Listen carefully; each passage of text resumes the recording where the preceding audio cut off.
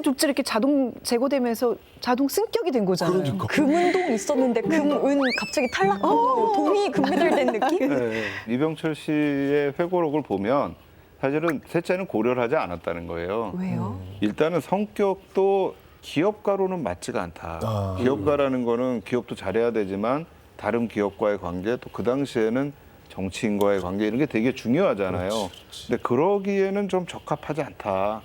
그러니까 너는 들어와서 이 언론계에 좀 가 있어라. 이래가지고 해외에서 유학을 하고 들어온 이후에 이제 사카린 밀수 사건이 터지니까 아 이게 첫째도 안 되고 둘째도 안 되고 건이 네가 와서 맡아야 되겠다.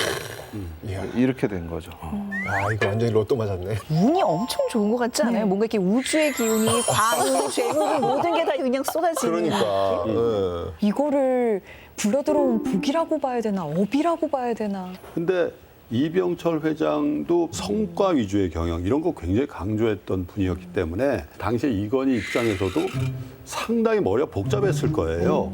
당시에는 어차피 장자승계의 전통이 강한 삼성그룹의 입장에서 이른바 이 창업 시기의 어떤 가신그룹 이런 분들의 입장에서는 당연히 이명희가 경영권을 인수할 거라고 생각했기 때문에 호시탐탐 이게 무슨 분위기가 어떻게 될는지 모른단 말이에요. 그러니까 경영 성과가 부진할 경우에 다시 장남이 경영자로서 복귀할 수도 있지 않냐 그런 생각들을 가지고 경영을 했을 거라는 생각이 들어요. 삼성과 왕좌에 난 이후 창업주 이병철 밑에서 본격적인 후계 수업을 받게 된 이건희. 그런데 1970년대 터진 1, 2차 오일 쇼크 때문에 삼성은 물론 한국 경제도 큰 타격을 입게 된다. 1969년 오늘날 삼성전자의 전신인 삼성전자공업을 세워 가전제품 생산을 시작한 삼성. 세계적인 불황에 핵심 부품을 쥐고 있는 일본 업체들의 횡포까지 더해져 위기감은 더욱 고조되고 있었다. 새로운 돌파구가 절실한 상황. 깊은 고민에 빠진 이건희에게 뜻밖의 소식이 들려온다. 국내 최초의 반도체 회사인 한국반도체가 파산 위기에 놓였다는 것.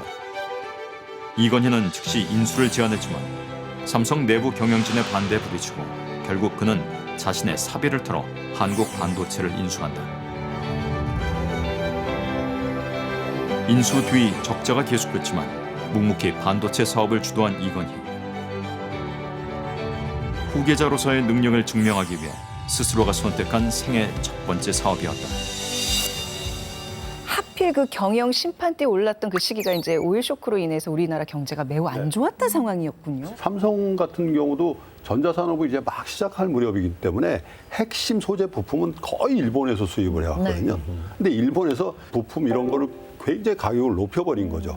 이건희 회장이 경영을 하면서부터 삼성그룹 자체가 굉장히 위험한 상황으로. 어떡하죠? 그러면 그걸 타개할 방법이? 그래서 이제 이건희 회장이 그때 아마 생각한 것 같아요. 머리 쓰는 산업 해야지 머리 쓰는 그냥 임가공해서 수출하거나 이래가지고는 이 그룹을 온전히 경영할 수 없겠다. 이런 생각을 그때 한 거라고. 야, 그럼 그 머리 쓰는 사업이 바로 반도체였던 거네요. 엄청난 성견지명 아닌가요? 어떻게 그 많은 사업 중에 반도체를 싹 그러니까. 고르고 그리고 대단한 승부수예요. 자기 사비를 들여서 인수까지 하고요.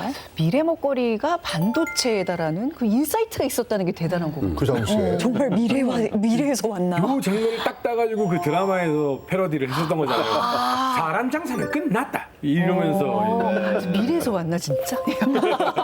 송중기인가?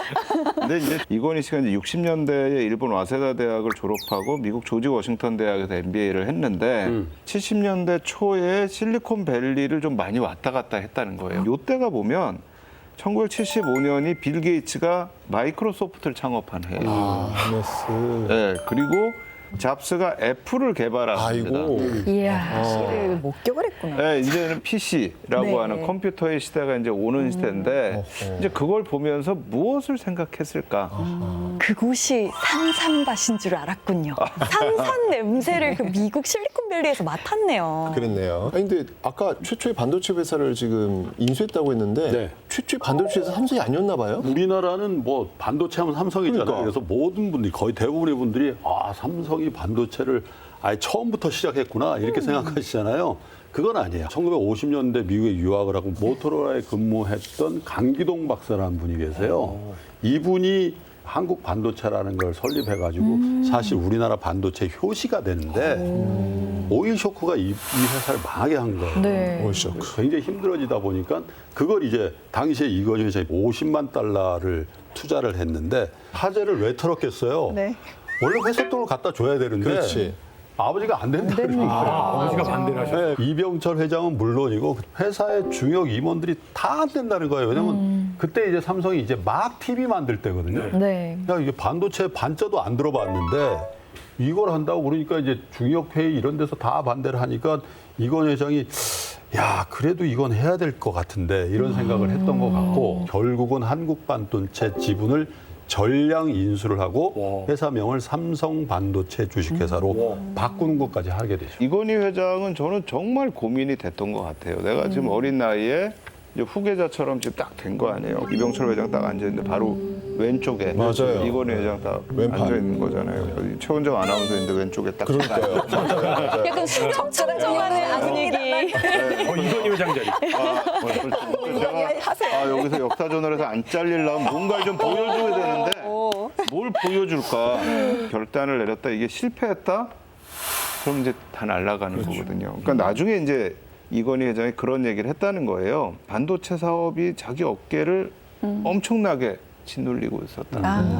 어떻게 보면 젊은 왕세자가 변화의 바람을 싹 몰고 온 건데 당시 그 간부들 입장에서는 이 변화가 두렵기도 할 것 같아요. 오, 알지도 못하는 거 했다가 괜히 나 길거리에 나는 거 아니야? 이런 걱정도 했을 것 같고요. 이해를 하셔야 될 게 지금은 삼성이 세계 반도체 시장에서도 압도적인 1위를 하는 회사이기 때문에 우리가 당연한 거야 이렇게 생각하지만 그때만 해도 삼성은 제일제당이다, 그렇죠. 제일모직이다 이런 거 하던 회사였고 그때 당시 금성사가 먼저 치고 나갔던 TV 산업을 이제 막 그렇죠. 따라하던 상황이었거든요. 그러니까 삼성의 사장단에서 우리가 먼저 그 막대한 돈을 투자해서 이런 큰 산업을 우리가 처음 시작한다고 이런 생각을 못했을 거예요. 그렇죠. 반도체가 이건희의 승부수였네요. 그러니까